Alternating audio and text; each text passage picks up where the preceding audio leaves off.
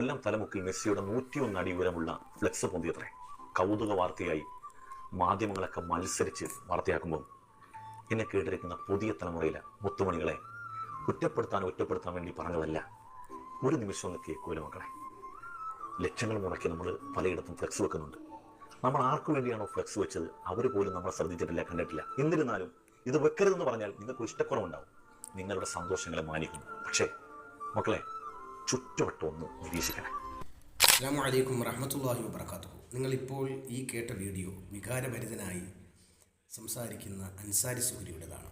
അദ്ദേഹം 101 അടി വലുപ്പമുള്ള മെസ്സിയുടെ ഫ്ലെക്സിനെതിരെയുള്ള വലിയൊരു സന്ദേശമാണ്. അദ്ദേഹത്തിൻ്റെ സന്ദേശത്തിനോടൊന്നും എനിക്ക് വിയോജിപ്പില്ല. അദ്ദേഹം പറയുന്നത് ചുറ്റുപാടൊക്കെ അന്വേഷിക്കുകയും ആലോചിക്കുകയും വേണം. നിർധരരായ ധാരാളം ആൾക്കാർ ഉണ്ട്, വാടക കൊടുക്കാൻ കഴിയാത്ത പലരും ഉണ്ട്. അദ്ദേഹത്തിൻ്റെ അനുഭവം അദ്ദേഹം പങ്കുവെക്കുന്നു. ഇത് തന്നെയായിരുന്നു ഒരു കാലത്ത് ഞങ്ങളും പറഞ്ഞിരുന്നത്. നിങ്ങളുടെ ഷെയ്ഖായി ഇന്ന് നിങ്ങൾ പരിചയപ്പെടുത്തുന്ന അബുൽ യത്താം എന്നൊക്കെ നിങ്ങൾ വിശേഷിപ്പിക്കുന്ന കാന്തപുരം എ പി അബൂബക്കർ മുസ്ലിയാരുടെ ആൽബം മാത്രം നിറഞ്ഞ എത്രയോ കോപ്പികളാണ് നിങ്ങൾ ഇവിടെ വിറ്റഴിച്ചത്. എന്തിൻ്റെ പേരിലായിരുന്നു അത്? എത്രയോ കോടികൾ മുടക്കിയാണ് നിങ്ങൾ അതൊക്കെ ചെയ്തത്. അന്ന് അതിനെതിരെ അതിശക്തമായ രൂപത്തിൽ എതിർത്തവരിൽപ്പെട്ട ആളാണ് ഞാൻ.